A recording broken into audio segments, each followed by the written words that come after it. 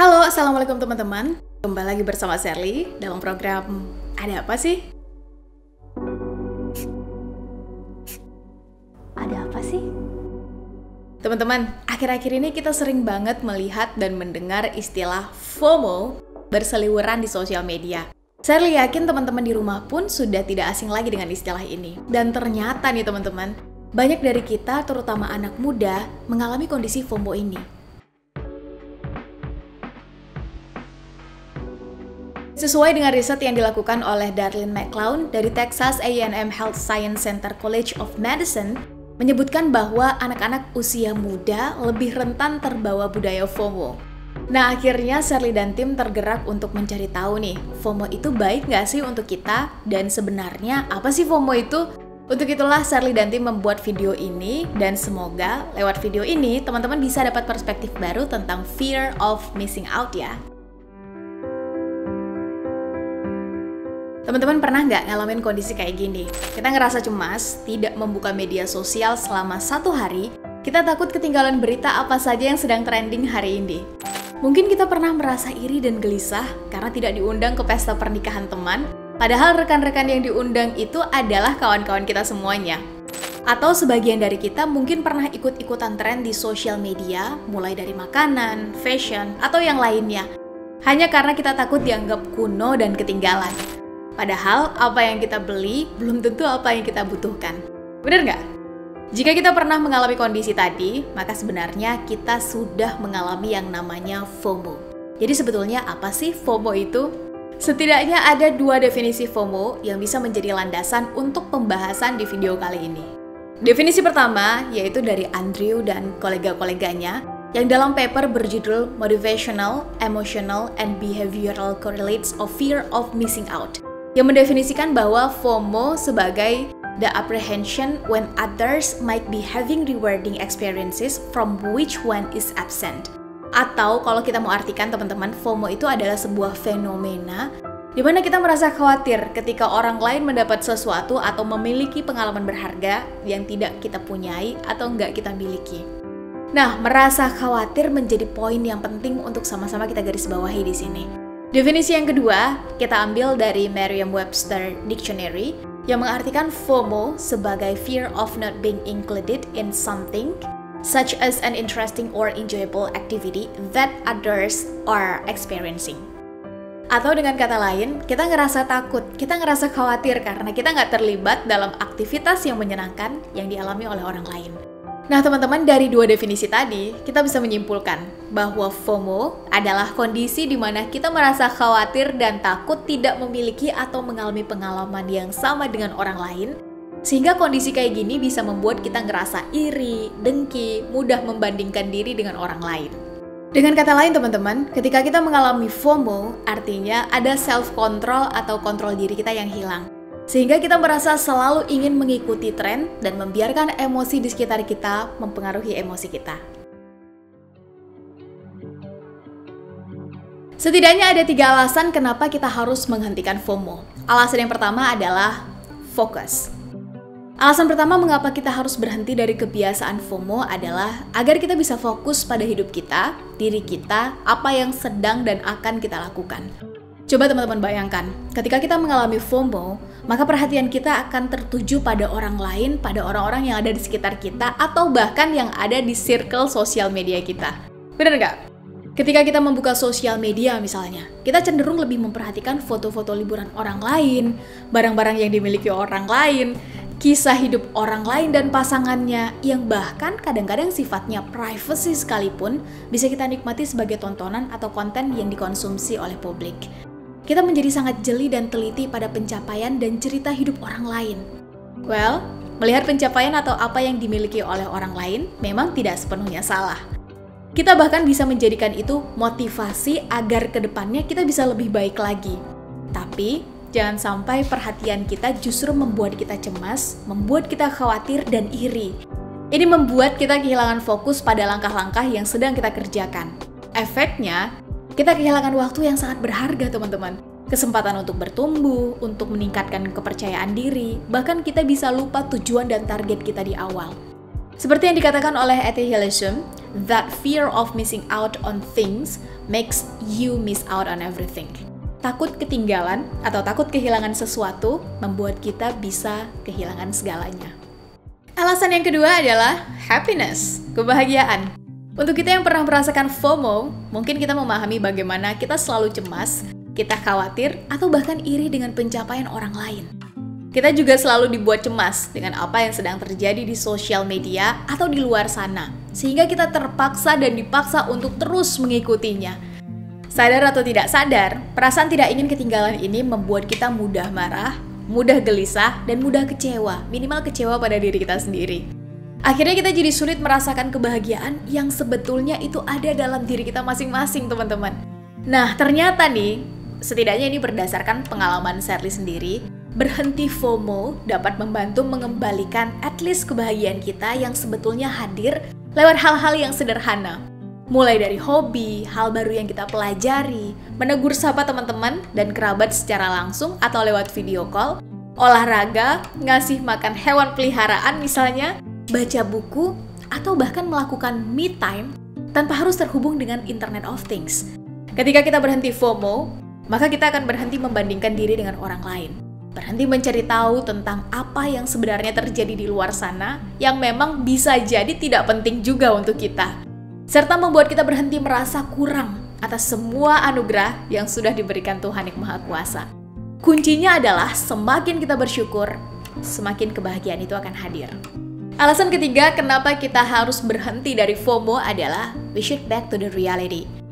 Berbagai penelitian membuktikan teman-teman bahwa fear of missing out atau FOMO juga terjadi karena adanya kemewahan dan kemudahan yang ditawarkan di social media. Dan ini memang zamannya. Orang bisa dengan mudah memposting liburannya di tempat yang indah, menunjukkan koleksi barang mewahnya, prestasinya, pekerjaan barunya, atau apapun itu. Jika kita hanya melihat hal-hal seperti ini sekali, dua kali, mungkin nggak masalah. Tapi teman-teman bayangkan, jika kita melihat fenomena ini setiap hari, setiap jam, bahkan nyaris setiap menit di gadget kita. Tentu atensi dalam kehidupan realitas kita dicuri secara tidak langsung oleh dunia maya. Padahal teman-teman, kita hidup dalam realitas atau dunia nyata, bukan dunia maya. Apalagi tren dan viralitas itu diciptakan dan akan terus berubah. Kuncinya satu, yaitu repetition atau pengulangan. Semakin sering kita mengulang itu di dunia maya, maka algoritma akan terus menawarkan itu kembali di hadapan kita. Nah, teman-teman, jika FOMO kita jadikan sebagai pemantik motivasi agar bisa lebih baik lagi, maka that's totally okay.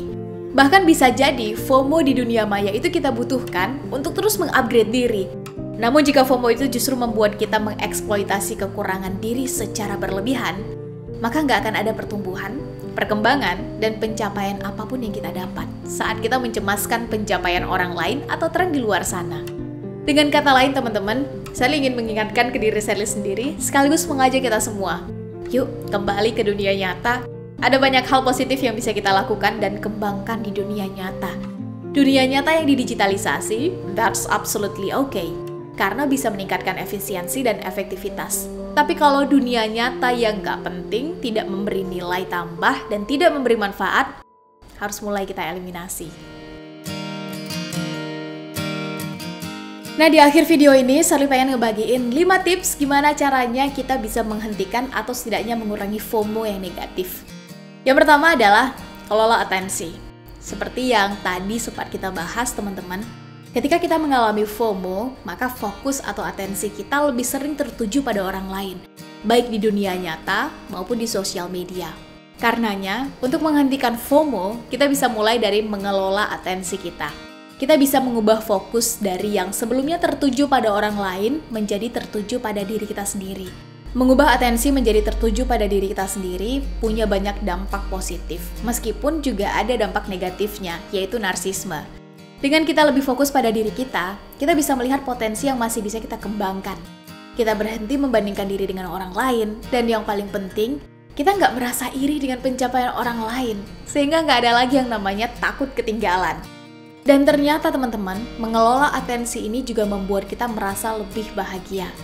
Paul Dolan, seorang akademisi dari London School of Economics, dalam bukunya Happiness by Design, Change What You Do, Not How You Think, menjelaskan bahwa your happiness is determined by how you allocate your attention.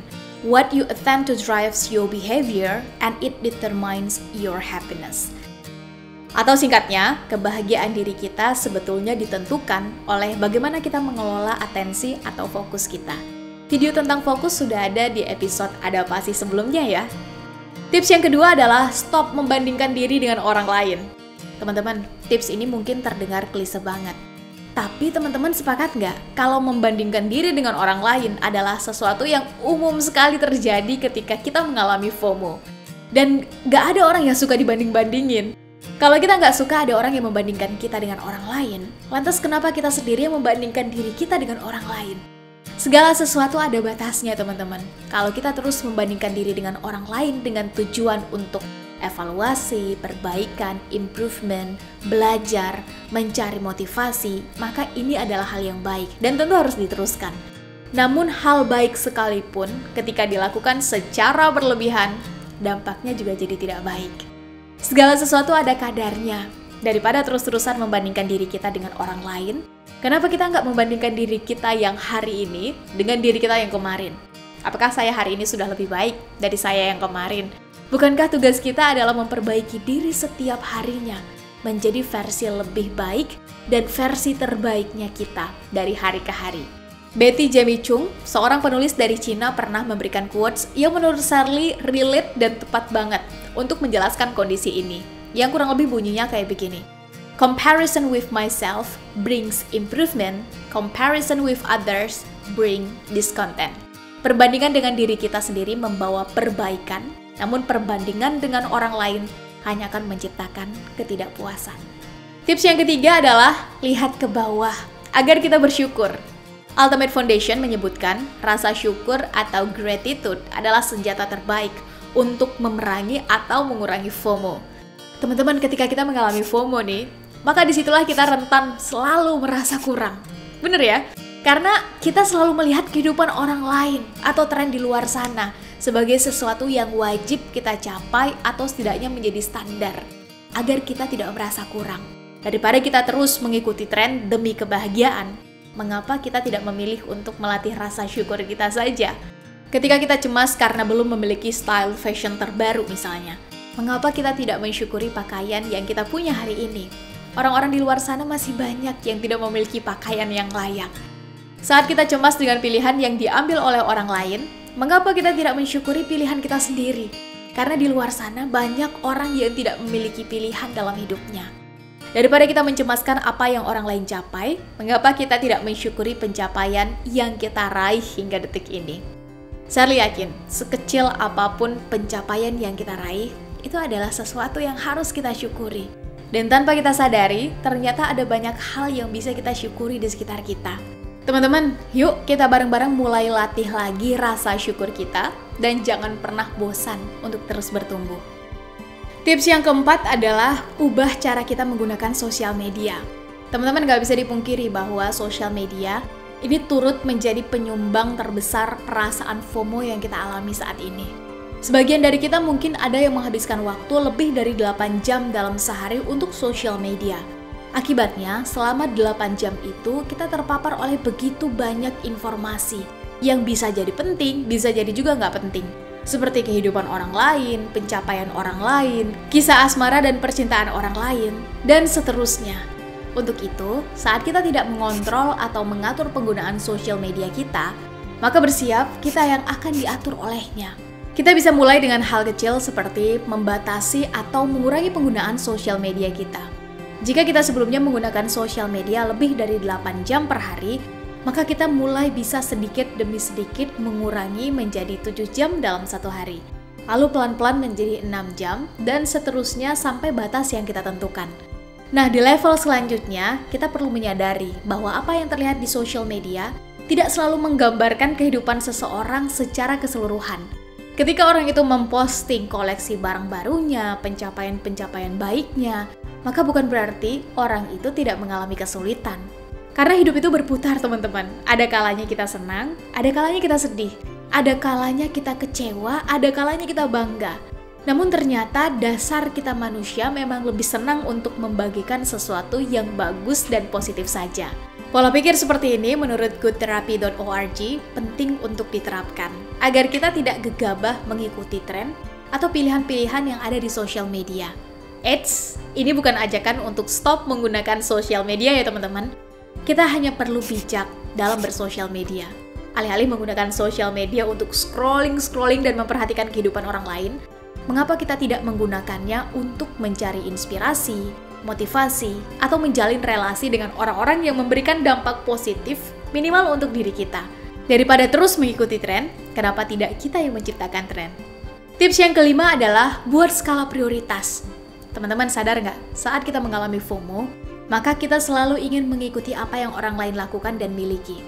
Situasi ini sering membuat kita melakukan hal yang sebenarnya nggak penting dan tidak mendesak untuk kita dan untuk masa depan kita. Kita bisa membeli tas baru hanya karena ingin terlihat keren dan kekinian. Kita bisa menjelajahi satu resto ke resto lainnya hanya untuk upload foto yang instagramable. Atau mungkin kita bisa melakukan aktivitas A, B, dan C yang sedang terjadi dan sedang tren di luar sana. Padahal aktivitas itu sebenarnya kurang penting juga untuk kita. Mengikuti hal-hal baru dan kekinian memang sah-sah saja teman-teman. Tapi coba tanyakan pada diri kita lagi, apakah benar ini benar-benar yang kita butuhkan?